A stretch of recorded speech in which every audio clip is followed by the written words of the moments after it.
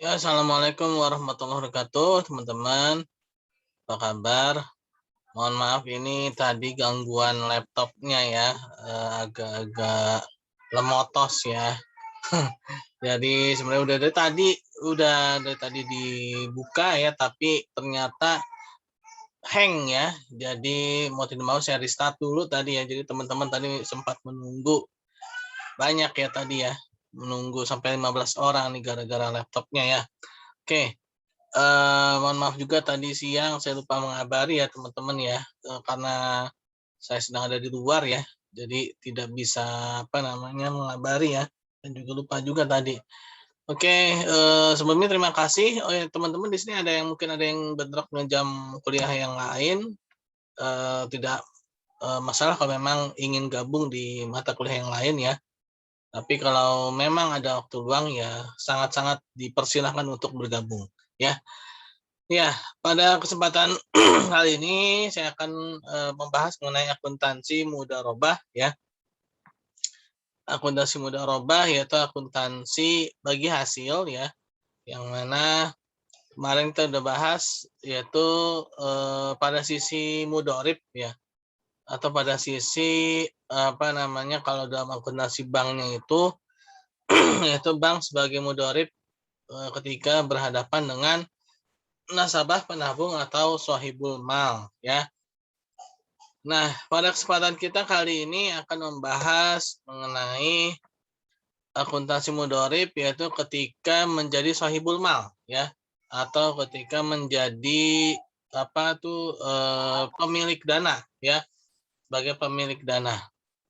Nah, pada akuntansi mudharabah ini ya, baik yang bisnis maupun yang bank sebenarnya hampir sama ya, hanya saja mungkin penyebutannya saja yang berbeda ya. Kalau kemarin ya, kalau pada akuntansi bank, yang sohibul mal itu dinamakan dengan nasabah penabung ya. Akan tetapi kalau pada akuntansi bisnis ya, itu sohibul malnya itu ya dia adalah investor ya, investor. Nah, kalau akuntansi mudharabah pada sohibul mal ya ini berarti pada sisi investor ya, kalau yang akuntansi bisnisnya, tapi kalau pada akuntansi banknya ya dia sebagai sohibul mal ya. Saya akan coba share screen. Bismillahirrahmanirrahim. Semoga tidak ada masalah ya. Kalau ada masalah lagi udah saya bisa-bisa nangis ya. Tadi aja udah kehabisan waktu 15 menit ya. Hanya untuk buka saja ya itu 15 menit. Oke. Oke teman-teman ya. Nah, terbuka. Wah, mana ini? Kok belum ya? Wah, something wrong again ya. Oke. Ini kita lanjutkan yang kemarin ya.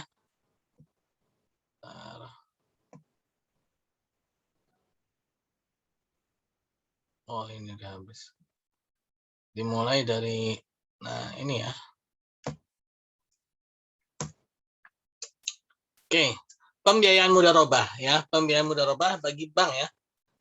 Tapi kalau ya bagi sohibul mal ya, yaitu ketika si bank atau si sohibul mal atau investor ya. Nah, investor berhadapan dengan si mudharib ya, atau pada si pengelola dana. Nah, ini dikatakan sebagai pembiayaan ya. Memang hampir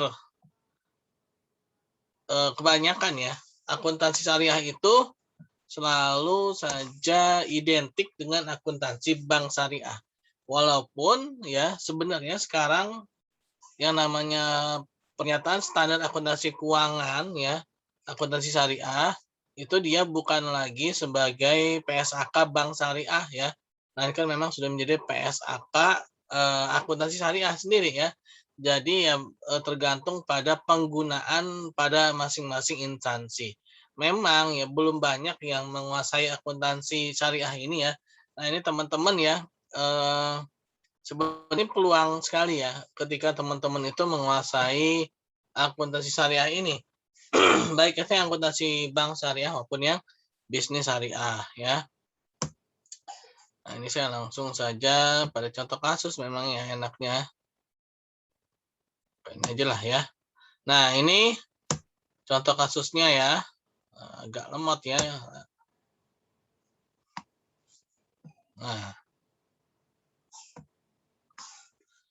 Nah, ini contohnya ada ilustrasi bank syariah amanah ya. Jadi si bank syariah atau si investor ya.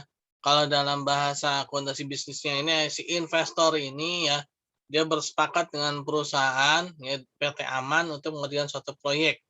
Nah, ini investor atau dalam akuntansi bank atau dari si bank syariah amanah ya. Sebenarnya secara inti sama ya teman-teman ya. Secara inti itu sama. Hanya saja tadi ya penyebutannya saja kalau dia itu pada sisi bank syariah jadi bank syariah ya. Kalau pada ini pada investor ya. Nah, ini si investor ini dia ingin memberikan pembiayaan ya sebesar 5 miliar ya pada tanggal 2 Januari 2005 ya. Lalu pembiayaan diberikan dalam 2 tahap. Nah, pembiayaan itu bisa diberikan beberapa tahap ya teman-teman ya. Jadi tidak selalu harus blok ya apa istilahnya sekaligus gitu ya. Sekaligus langsung 5 miliar tidak. Dan yang kedua, nah pembiayaan ini bisa berupa dana uang ya atau non uang atau non cash ya. Nah, bisa berupa barang, bisa berupa mesin, ya apapun itu ya yang nanti akan ada penilaian asetnya ya. Nah, jadi di sini ceritanya si investor ini kalau dalam akuntansi banknya atau dari bank syariah amanah ini dia memberikan dana 5 miliar ya teman-teman ya 5 miliar lalu 2 miliarnya itu berupa uang tunai ya dan sisanya 3 miliarnya itu berupa uang non tunai ya bukan uang tunai. Nah, ternyata pada kalau yang non tunai teman-teman ya. Jadi kalau pada yang non tunai itu berupa mesin ataupun barang dia ada beberapa kondisi ya, ada 3 kondisi ya. Yaitu pertama ketika kondisinya itu harga barang sama dengan pembiayaan yang diberikan. Misalkan ini ya, misalkan dia pembiayaannya itu 3 miliar ya. Nah, lalu ternyata harga barangnya 3 miliar juga. Nah, berarti klop ya, tidak ada masalah. Nah, kondisi yang kedua ini dia ternyata harga barangnya itu lebih mahal ya. Misalkan yang tadinya apa tuh 3M ternyata barangnya itu 3,5 M. Nah, bagaimana itu?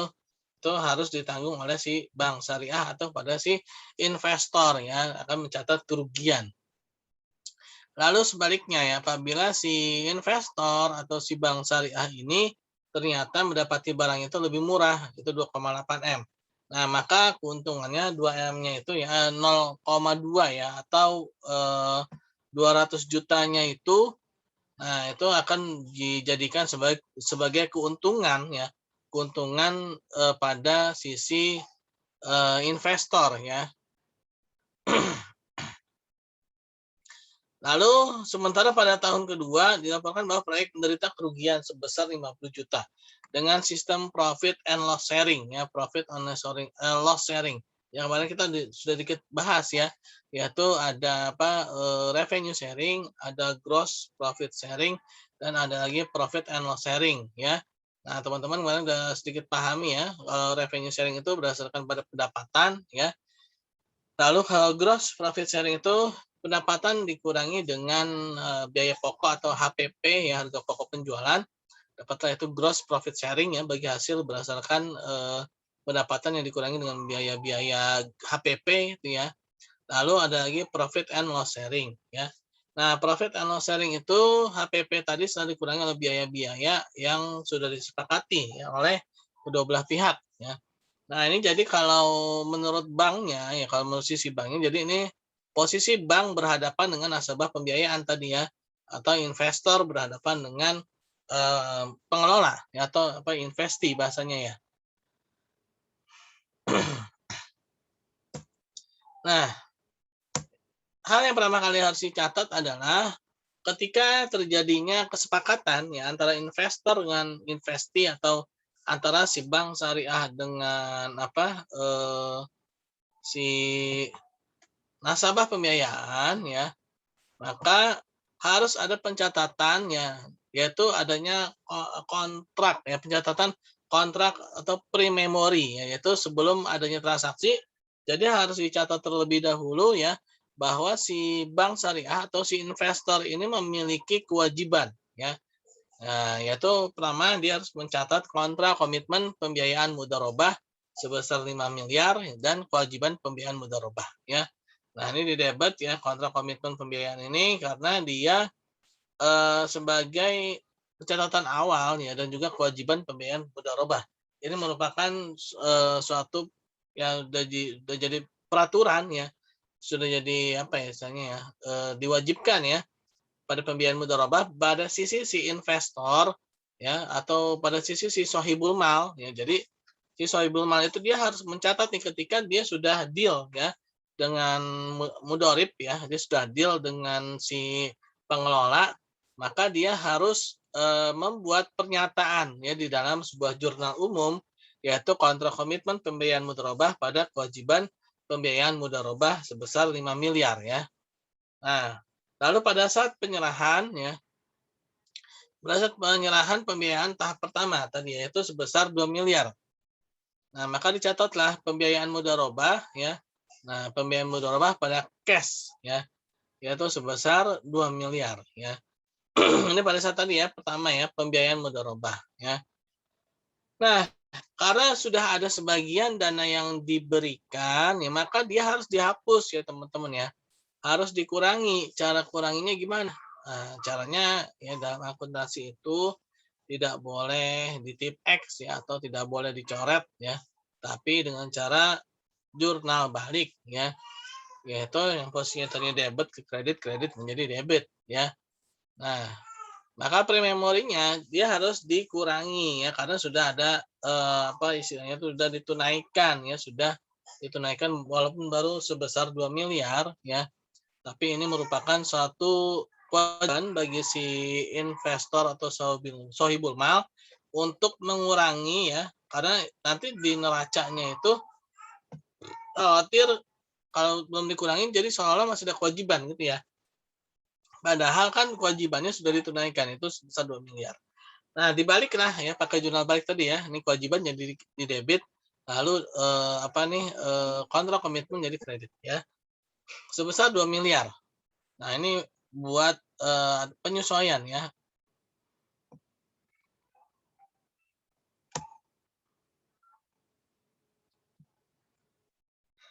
Wah, mana teman-teman? Oh, ini dia ya. Oke. Nah, ini pada saat pembelian mesin dengan harga mesin lebih murah ya. Dengan harga mesin lebih murah yaitu sebesar 2,8 miliar ya. Nah, maka si bank syariah atau si investornya ini ya, ingat ya teman-teman ya, mudharabah itu jadi si investor atau kalau bank itu bank syariah, dia tuh ngasih dananya itu untuk proyek itu 100% ya. Nah, kalau misalkan dia nggak 100% gimana? Berarti itu bukan mudharabah ya, itu musyarakah ya. Nanti beda lagi akuntansinya ya. Nah, ini jadi si apa namanya ini si banknya ini atau si investornya ini ya, dia membelikan sebuah mesin ini merupakan bagian dari kontrak mudharabah ya, pembiayaan mudharabah tapi berupa dana non kas ya atau non tunai. Yaitu sebenarnya sebesar 3 miliar, tapi ternyata si bank syariah atau si investor ini dia mendapati mesin itu ternyata lebih murah yaitu sebesar 2,8. Nah, maka pada saat penyerahan ya, yaitu pembiayaan mudharabah tadi ya 3 miliar ya. Pembiayaan mudharabah kan tadi 5 udah ditunaikan 2 berarti sisanya tinggal 3. Lalu mesin ya pada kreditnya tapi sebesar 2,8 ya mesin. Nah, lalu apa nih?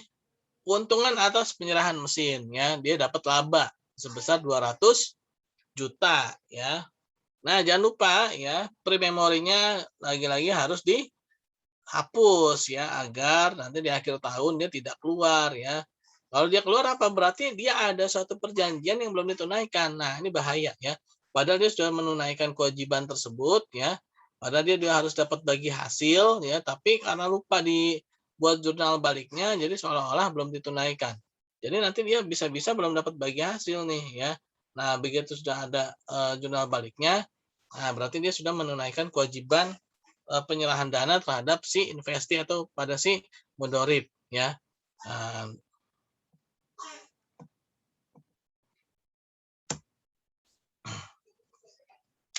atau mesin ternyata lebih mahal, ya. Mesin ternyata lebih mahal. Nah, mesin ternyata lebih mahal, yaitu 3,2. Ya, berarti rugi dia kan. Nah, maka ya catatannya pembiayaan mudharabah 3 miliar ya. Lalu kerugian penyerahan mesin 200 juta. Nah, ini beban ya, beban kerugian penyerahan mesin. Lalu pada mesin itu sebesar 3,2 M ya, dia rugi berarti kan. Nah, ini pada saat penyerahan tadi ya. Jangan lupa tadi ya bikin prememorinya lagi ya. Lalu pada saat pendapatan mudharabah diterima. Nah, jadi si bank ini ya, si bank ini dia dapat nih ya, yaitu sebesar 120 juta ya, dapat 120 juta. Yaitu kas atau piutang ya, apabila belum dibayar berarti piutang kan, tapi kalau dibayar berarti dia dapat dana cash yaitu 120 juta. Pada pendapatan mudharabah ya. Nah, 120 juta. Perhitungannya ya ini ya. Kan tadi 4/6 yaitu 4 buat si nasabah pembiayaan, 6 untuk si bank syariah. Maka dapatnya 120 juta. Jadi dapat 120 juta ini ya dapat dari sini ya. 200 juta ini tadi apa nih keuntungannya ya? Keuntungan dia 200 juta ya tahun pertama ya. Nah, ini pada tahun pertama mana tadi soalnya nih. Oke, kita lihat dulu ya. Nah, keuntungan sebesar 200 juta ya. Maka 4/6 berarti berapa tuh? 60% ya. 60% dari 200 ya, 200 juta. Oke.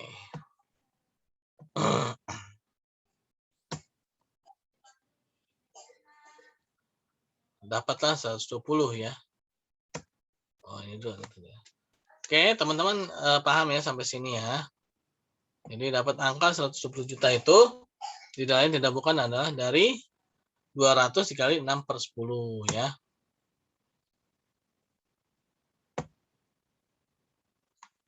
Nah, ada beban mudharabah sebesar 40 ya, 40 juta. Nah, beban mudharabah pada kas atau utang. Nah, jika ada beban. Nah, lalu mencatat, nah maka si investor akan mencatat pendapatan mudharabah yang akan dibagikan. Yaitu sebesar 120 juta ya. Nah, ini adalah jurnal balik ya. Jurnal balik tadi ya, yang sebelumnya itu pendapatan mudharabah adalah di sisi kredit ya. Maka ketika mencatat di akhir periodenya dia harus ada jurnal baliknya ya, ada jurnal penutupnya ya. Nah, dari jurnal penutup ini dapatlah pendapatan mudharabah yang akan dibagikan ya sebesar 80 juta. Nah, beban mudharabah ini kan tadi dia ada di mana nih? Aslinya beban itu ada di debit ya, teman-teman ya. Jadi kita harus hafal juga ya posisi-posisi normal dari akun-akun ya. Jadi aset itu posisi normalnya ada di debit ya. Kalau pasifanya ya, aktiva itu di debit, pasifanya itu ada di kredit ya. Nah, pasifah itu apa aja? Ada apa tuh? Kewajiban ya, utang ya, itu pasifah ya. Kewajiban atau utang itu pasifah ya. Lalu ada bagi hasil ya, bagi hasil itu juga masuk pasifah ya. Lalu yang ketiga adalah modal ya, modal. Nah, itu semuanya adalah pasifah yang mana ketika bertambah di posisi normalnya ada di kredit ya. Oke ya. Nah, pendapatan mudharabah 120 juta pada beban mudharabah ya 40 juta, lalu pendapatan mudharabah yang akan dibagikan dapatlah 80 juta ya. Nah, ini adalah jurnal baliknya ya dari sebelumnya. Jadi memang kalau pada akun yang terdapat pada laporan laba rugi itu setiap akhir periode ya, akhir periode ya, bukan akhir tahun karena tidak selalu 1 tahun ya, satu periode akuntansi itu macam-macam ya, ada yang ada yang 3 bulan, ada yang 6 bulan dan sebagainya, yaitu semuanya tergantung pada keputusan perusahaannya ya. Pada akhir periode ya itu dia harus bikin jurnal penutup. Jurnal penutup itu sebenarnya jurnal balik ya, jurnal balik. Nah, dapatlah 80 juta yang akan dibagikan, teman-teman ya.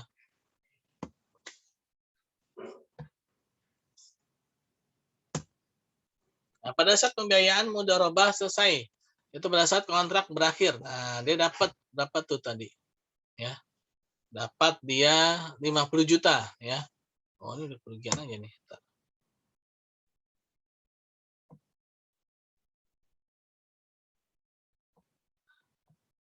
Oh, ini beban ya. Dari 80.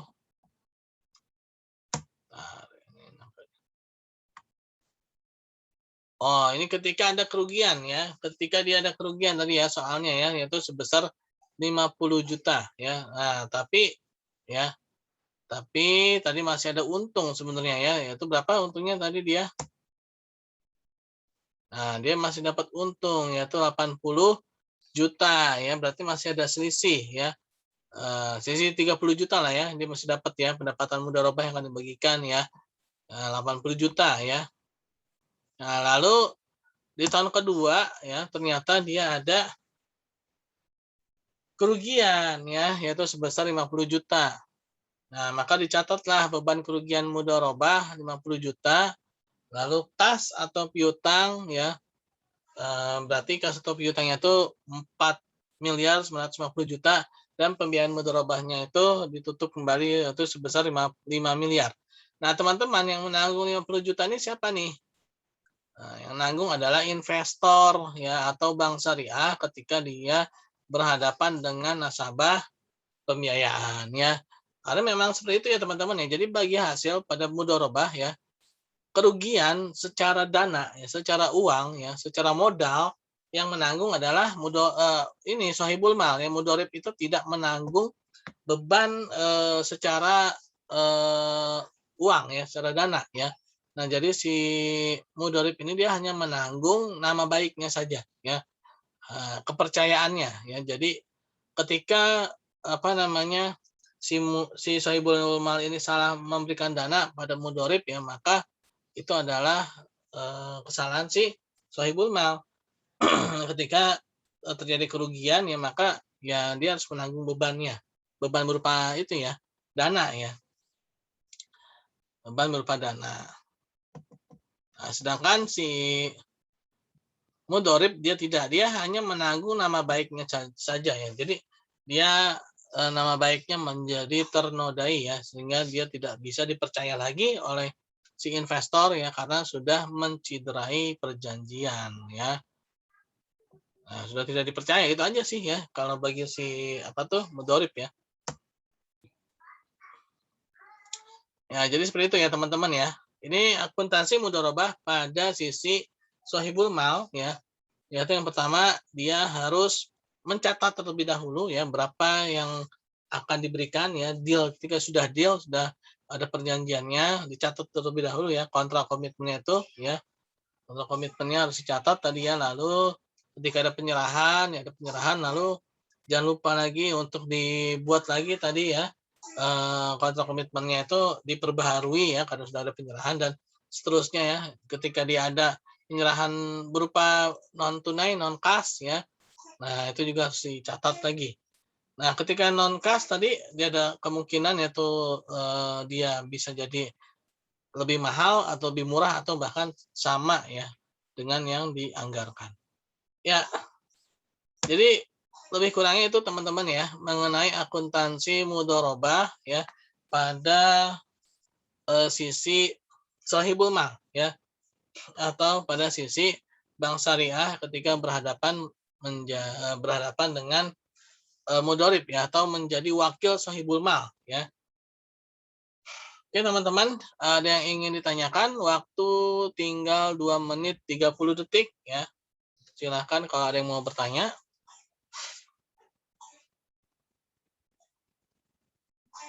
Materi udah saya kirim belum ya ini ya? Wah, ada yang terpental ya. Halo? Materi udah saya kirim belum? Udah ya kayaknya ya. Ini sebenarnya satu Belum. gabung sama yang kemarin sebenarnya. Belum, Pak. Oh, belum ya? Berarti harus saya kirim ya. Memang belum ya. Ada yang mau ditanyakan?